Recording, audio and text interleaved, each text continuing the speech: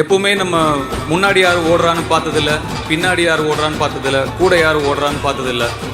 அது நமக்கு தேவையும் இல்லை. ஓடிட்டு இருக்குமாச்சு, அவ்வளோதான் மேட்டர். அது போதும்.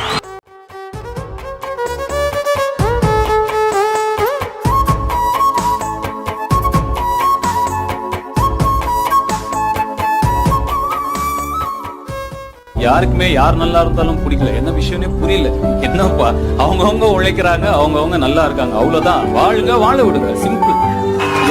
யாரையும் வெறுக்க வேண்டிய அவசியமே கிடையாது.